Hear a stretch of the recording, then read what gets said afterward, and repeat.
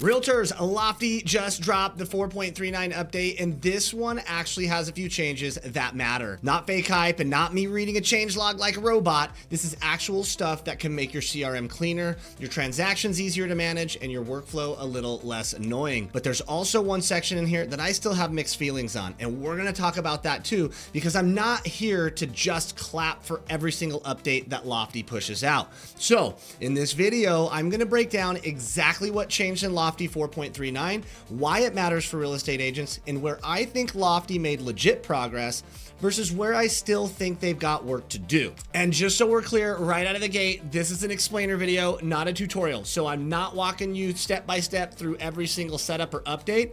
I'm gonna show you what changed so you can decide what actually matters in your business and then hit my individual tutorial videos up on those subjects later. Also, one more quick disclaimer before somebody jumps in the comments and says, hey, I don't see these features. Well, Lofty flat out says that some of this depends on your package, your add-ons, and whether you're an admin or a standard user. So if you guys are getting Lofty from your brokerage, you're a standard user, and there's a good chance you won't see some of these updates yet. But this doesn't automatically mean your account is broken. It just means we should have a conversation and see if getting you an admin account is right for you. So let's go ahead and start with what I think is one of the more useful updates in this release, and that is the new DocuSign Rooms integration. Now, Lofty already integrates with DocuSign, but now they integrate with DocuSign Rooms, which is a separate product from DocuSign e-signature. So that distinction matters because some people hear DocuSign and think signatures only. Well, Rooms is meant to be the transaction workspace. And according to Lofty, you can connect your Lofty transactions directly to DocuSign Rooms, so that way your deal info stays organized and synced between both platforms instead of you bouncing back and forth and duplicating stuff manually like the old school way. So this is where it actually gets better, is you can link a Lofty transaction into an existing room, or you can create a new room while creating the transaction. Lofty also says you can claim unclaimed rooms from the transaction list, which is actually pretty dope if you've already got stuff living in DocuSign and you don't want to rebuild the whole thing from scratch. Once they're linked, Lofty says changes from Lofty to DocuSign will sync in real time, and DocuSign back to Lofty syncs within 5 minutes. And that's a big part of why this update matters, because it's not just a logo level integration, it's supposed to reduce the duplicate entry and keep the transaction moving cleaner. Fewer clicks equals saved time. Now, do I think this changes the world for every single agent? Absolutely not. If you're not using DocuSign Rooms, then obviously this part's not gonna hit for you. But if your transaction flow already lives around Rooms, then this is one of those quality of life upgrades that can save real friction. Less bouncing around, less manual cleanup, and less dumb admin work. And that matters, dude, because the more fragmented your tech stack gets, the more likely stuff falls through the cracks. And that's what we don't want. So next up is vendor and partner management. And this one's more important than it sounds on paper. So Lofty's saying that your vendors and partners are now gonna be organized by visibility level. So the cool part is you can set them at a company level, office, team level, or at a personal level. And there's also a new scope field when adding or editing a vendor or partner, and which scopes you can use depends on your permission profile. So existing vendors and partners are supposed to be automatically migrated based on who created them. So Lofty says no action is going to be required there, but if you see vendors missing, that's the first place you want to check. Now guys, why does this matter? Because once your CRM starts getting big, especially if you've got multiple agents, offices, sub offices, admins, lenders, or title reps, inspectors, home warranty people, and all that stuff turns into a giant mess. So this is really a cleanup and control update, and it gives you more structure over who sees what instead of every vendor and partner basically floating around like a garage full of unlabeled boxes. And if you've ever used the vendor and partner side of Lofty much, the existing help docs can show that this section is tied directly into transactions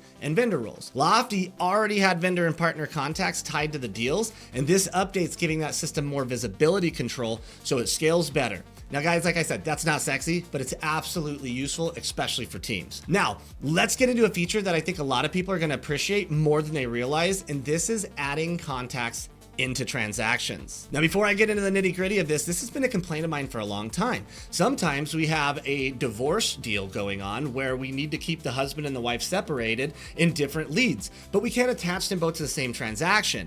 This is going to change that. So in the new 4.39, Lofty says you can now add multiple leads, agents, vendors, or partners and lenders into a single transaction. The associated lead is automatically added when you create the transaction, and if you add other leads, the transaction just links back to that lead profile too.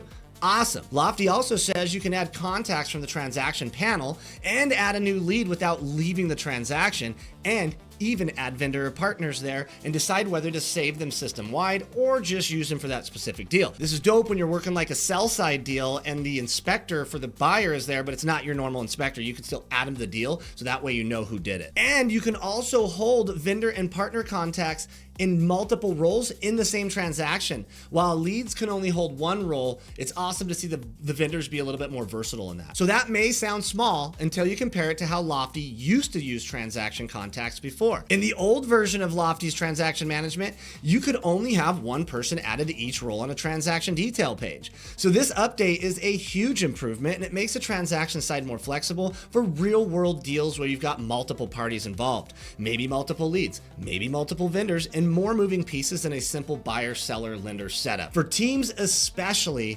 this is the kind of update that reduces the weird workarounds we've all gotten used to. You know, the kind of stuff where people are putting notes in random places, jamming people into the wrong fields, or keeping side spreadsheets because the CRM layout doesn't quite fit the reality of the deal. And anytime Lofty closes that gap between how the CRM wants you to work and how deals actually work, well, that's a huge win in my book. Okay, now let's talk about the source, segment, and tag optimization updates, because if you got a huge database, this might honestly be one of the most useful parts of the entire 4.39 release. So you can now transfer leads from one source to another in bulk. So that requires a lead source permission, so you must be an admin of the account. And they also say that you can't delete a source that still has associated leads attached to it until those leads are transferred to a new source, which is actually a really good safety net because it protects your data from somebody deleting something important and creating a bunch of chaos in the CRM when there didn't need to be. On the segment side, when you save a segment, you can now choose who can access it if you want it just to be you, your office, or the whole company.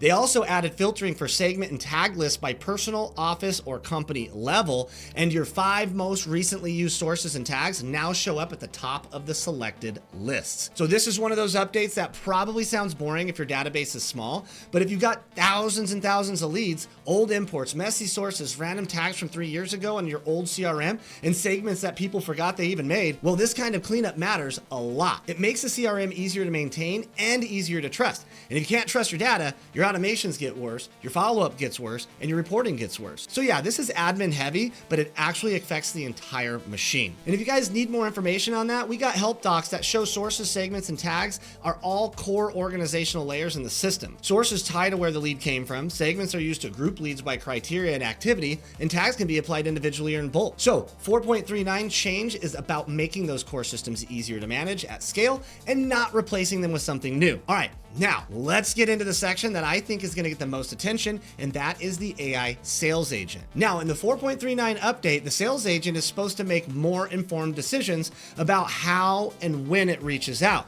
So Lofty says it now has visibility into a lead's complete history and recent activity before it decides to take action.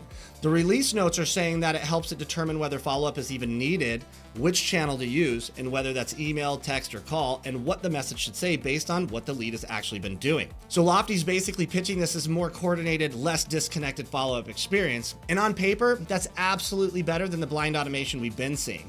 Because one of the fastest ways to make a CRM feel stupid is when it sends a message with no awareness of what happened 5 minutes earlier. Lofty even called this out in their release notes, saying that the old experience could feel more like an automated blast than a real attentive conversation. So, yes, the sales agent is actually getting better context awareness, and that is in a good direction. But here's my honest take, and I'm just gonna keep it real with you guys. I still don't use it. I don't use Lofty Sales Agent in my business at all. And it's not because I think the idea is bad, but because in my opinion, it still falls way short of what matters most. It can't be personalized deeply enough to truly understand your business, your target avatars, your voice, your boundaries, and the actual way you build trust with your leads. And what I've seen in real time and heard with a lot of my clients are still pretty mixed reviews, but more people feel like it comes off too pushy and way too salesy. So while I respect that Lofty's improving it, I'm personally still not sold on it. So what do I do instead is I build custom AI agent employees that are trained on me, my speaking style, and we use a process called retrieval augmented generation. So that means I control the model, I control the direction of the conversation, and I control the knowledge base. I can use this RAG method so the agent is pulling from the right information instead of making stuff up. And I can make sure it sounds exactly like me instead of sounding like some generic internet salesperson trying way too hard to book an appointment. So if you guys are asking me, Adam, is this 4.39 sales agent update better? Yeah, probably. Lofty says it's smarter and more coordinated, and that's a dope move, and that's a move in the right direction. But if you're asking me whether that means it's suddenly the answer for every agent, my answer is still no. It's not for me, and it's not the way I want to run my business. Now, there's also another very specific sales agent update in 4.39 for Lofty ad clients, and this part does matter.